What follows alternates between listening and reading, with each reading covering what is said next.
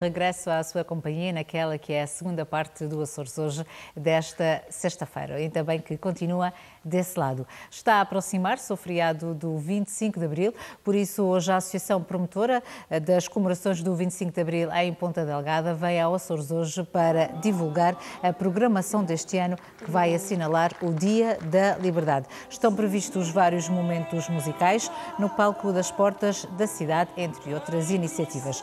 Vamos conhecer o cartaz das comemorações deste ano com o Filipe Cordeiro, da Associação Promotora das Comemorações. Muito boa tarde, Filipe Cordeiro. Boa tarde. Bem-vindo ao Açores Hoje. A Associação assinala o 25 de Abril, como faz anualmente, com um conjunto de atividades nas portas da cidade. Ora bem, antes de falarmos nas atividades, era bom fazer aqui duas notas prévias muito importantes. A primeira, obviamente, é para saudar os ouvintes do Açores Hoje, e a segunda é que fique claro que esta associação é composta por diversas sensibilidades políticas, político-partidárias, por cidadãos que se interessaram desde a primeira hora pela comemoração e por vivenciar os valores de Abril, e, consequentemente, é uma associação que não legitima ninguém, nenhuma facção para o 25 de Abril, mas que está aberta a todos aqueles cidadãos que efetivamente participaram ou não participando, se estão sensibilizados para os sonhos e os ideais que o 25 de Abril trouxe e os valores que, infelizmente, se estão perdendo.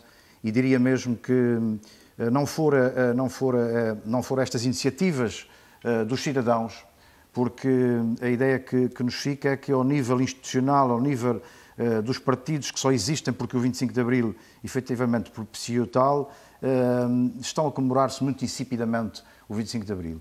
E depois de termos um período de 4 anos que se está a prolongar de austeridade, que trouxe a todo o povo uma situação que já não é uma questão até de político-partidária ou de ideológica, mas é também, e acima de tudo, uma questão de valores e princípios, depois desta austeridade que trouxe mais empobrecimento, que trouxe uma distribuição de riqueza absolutamente imoral, em que, isto é das estatísticas, em que aqueles núcleos restritos de cidadãos que, mais ricos, aumentaram a sua riqueza de uma forma despoderada, o termo é esse, em desfavor de um conjunto alargadíssimo de cidadãos que empobreceram e que se encontram neste momento, não só em Portugal, mas na Europa e no mundo, numa situação dramática que é importante. Mas as desigualdades sociais que infelizmente existem no nosso país, e algumas em situação extrema, não, na sua opinião, põem em causa os princípios fundamentais da liberdade e da liberdade de expressão,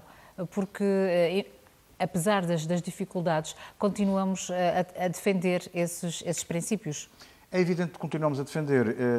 Eu iria mais longe dizendo o seguinte: é verdade que temos liberdade de dizer efetivamente o que queremos, respeitando sempre o outro.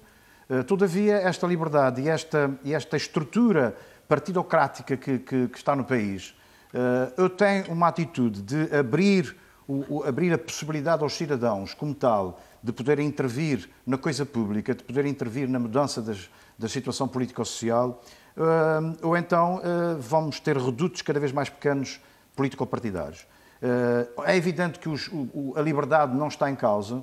Todavia, do meu ponto de vista, é uma liberdade muito mitigada, que em muitas circunstâncias, a não ter uma ação posterior à minha atitude de liberdade na prática, é absolutamente irrelevante. O que é eu diria uma coisa muito importante.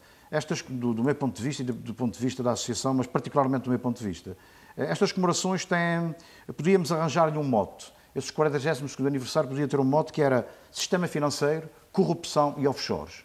Nós temos um sistema político que é refém do sistema económico e o sistema económico é refém do sistema financeiro. Mas quando celebramos a liberdade, devemos, pelo menos nestes dias em que celebramos a liberdade, olhar para ela de uma forma positiva e não pegar nesses conceitos que, infelizmente, subvertem muitas vezes os ideais da igualdade e da fraternidade. É evidente que e eu estou desde a primeira hora, conjuntamente com outros companheiros nestas comemorações, nós queremos que estas comemorações sejam uma festa. Mas também queremos, acima de ser uma festa, alvo de reflexão para que as pessoas tenham a capacidade e a ousadia de analisarem a estrutura social de onde nós estamos inseridos no momento presente e vemos, de uma forma muito clara, que efetivamente aqueles valores que emergiram do 25 de Abril, porque o 25 de Abril não foi uma revolução tout court, foram os militares descontentes, isso é redundante, já se disse isso tantas vezes, e depois houve um aglomerar do povo à volta disto, e depois há uma dinâmica que se gera no 25 de Abril, que todos nós conhecemos. O que é um facto é que, para uma determinada geração, aquela que viveu mais intensamente ou aquela que viveu menos intensamente, mas que se agregou aos valores que estavam subjacentes ao 25 de Abril, não há dúvidas que este sonho e este ideal está muito comprometido. Nós queremos que seja uma festa, e é uma festa, eis porque temos um espetáculo. Todavia, o que é importante e cada vez mais importante, tanto em Portugal como na Europa como no mundo, é nós fazermos uma reflexão para os desvios dos valores da solidariedade, da fraternidade, como disse. E muito bem, porque estes valores não fora a intervenção de alguns cidadãos que mantêm viva aqui e ali alguns redutos de solidariedade e fraternidade. Esta solidariedade e essa fraternidade, basta olhar para a lógica europeia para percebermos que ela não existe. E na sua opinião, o 25 de Abril, que não foi vivido pelas gerações mais novas, mas que receberam os valores que nasceram com esse dia de implantação da liberdade no nosso país, estas gerações que não souberam o que era o antes, não conseguem valorizar estes conceitos de liberdade, de igualdade, na sua opinião? Eu começaria por dar uma resposta um pouco personalizada. Tenho um filho com quase 40 anos, que é sociólogo, e que, quando eu falo destas coisas, diz que eu sou um sonhador. Eu percebo que nós temos hoje em dia uma juventude mais preparada, com maior capacidade de leitura da situação social e, consequentemente, em função disto, veem que as coisas, aquilo que nós que apresentamos como esses valores, veem que, na prática, eles estão perfeitamente arredados da problemática político-social. Se virmos esta questão agregada ao facto de não terem vivido o antes de 25 de Abril, e isto a minha geração, do meu ponto de vista, tem algumas culpas no cartório porque não foi capaz, porque não quis ou porque não pôde, mas acima de tudo, se calhar porque não quis fazer a pedagogia do antes para se perceber o presente. É evidente que o que se passa aqui, e que me parece que é uma coisa absolutamente inqualificável, é que nós estamos a preparar, temos a geração, isto também é redundante, mas é uma realidade que vale a pena repisar. Nós temos uma geração mais preparada do que sempre. Com maior espírito crítico. Com maior espírito crítico, com maior capacidade de leitura das situações e, consequentemente, isto faz com que ou eles... Mas, no entanto, pouco reivindicativa, na sua opinião? É muito pouco reivindicativa porque já perceberam, penso que em determinado momento já perceberam que estas reivindicações de cidadania não têm consequências.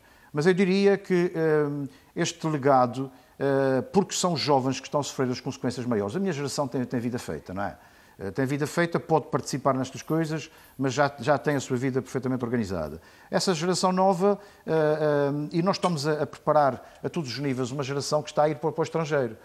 Nós estamos a investir fundos em montes de jovens com muitos recursos de conhecimento e que vão depois para o estrangeiro porque não têm oportunidades no seu próprio país. E é tempo de nos indignarmos. É tempo desta geração ter uma capacidade de indignação, de lutar, não a luta da razão da força, mas a força da razão, porque quando se perder a razão e for-se para a força, perdemos tudo, não é? E essa geração tem que pegar nas suas mãos essa indignação, tem que se insurgir, tem que fazer uma coisa fundamental que me parece, no momento atual... Quer fazer um 25 de Abril no século XXI. O exercício da cidadania. Ainda hoje questionava-me uma pessoa sobre um depoimento que tive a dar, como é que se fará isto? É possível reeditar um 25 de Abril? Não é possível, porque no 25 de Abril de há 42 anos... As circunstâncias eram diferentes. Completamente. Conseguia-se aglutinar à volta daqueles valores todas aquelas pessoas democratas que queriam a liberdade e a distribuição mais equitativa da riqueza e tudo mais. Hoje em dia é uma geração muito mais preparada, que consequentemente com uma leitura muito mais aprofundada da realidade social e consequentemente é uma nova realidade, mas que terá que se fazer uma transformação social. Se chamemos o 25 de Abril ou 25 de Setembro, não me importa, o que é importante é que a juventude, de uma vez por todas, começa a indignar-se, começa a lutar pelos seus direitos e, acima de tudo, também começa a ser responsável pelo seu futuro, porque as gerações que tiveram uma participação maior ou menor há 42 anos, estas já estão mais com os pés para a cova e podem ajudar, mas não podem traçar caminhos, porque os caminhos que trilharam serão forçosamente diferentes dos que essa geração nova vai ter que trilhar. E é nesse enquadramento para mostrarmos como é que foi o antes e agora o depois, é essa alusão que será feita nas comemorações do 25 de Abril em Ponta Delgada, que haverá uma intervenção pela Renata Botelho? A Renata Botelho é a nova geração e nós, quando a convidamos para fazer esta intervenção, o que esteve subjacente foi, de facto, esta ideia de envolver uma geração mais nova e não demos nenhum mote para a sua intervenção. Ela foi livre e a liberdade é muito importante, foi livre para fazer a sua intervenção no 25 de Abril, mas, acima de tudo, é passar esse testemunho e comprometer as novas gerações, porque elas é que vão necessitar da mudança que se faz necessária. E por isso é importante que esta nova geração participe nesta atividade, até para ter essa luz, perceber aquilo que representa o 25 de Abril, associado à música. São momentos musicais que na tarde de segunda-feira vão ser vividos no centro da cidade. O palco é o icónico nas portas da cidade. Nas portas da cidade. A estrutura desse espetáculo, o vosso companheiro Luís Betancourt e homem da música que esteve na sua concretização, e é um programa onde há algumas áreas de chamamento da juventude.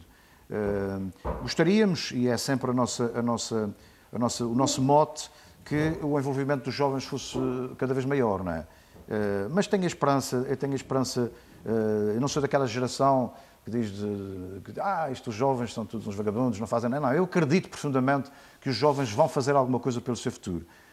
Nós estaremos dentro das nossas possibilidades e capacidades numa retaguarda de trabalho, mas eles vão ser, digamos, os obreiros da transformação para que tenhamos uma sociedade onde haja mais oportunidades, onde haja mais possibilidade daqueles que efetivamente construíram o seu conhecimento à custa do erário público nacional, poderem pôr esse conhecimento ao serviço do país e não ir levá-lo para o estrangeiro, que eles é que vão, de facto, digamos, usufruir disto. Por isso, faça-se liberdade com a liberdade. Exatamente.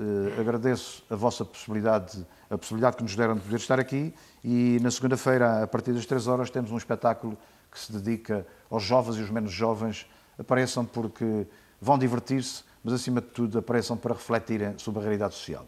Muito obrigada pela sua presença no Açores Hoje e pelo convite que nos fez a todos. Obrigada. Boa tarde. Relembramos que as comemorações do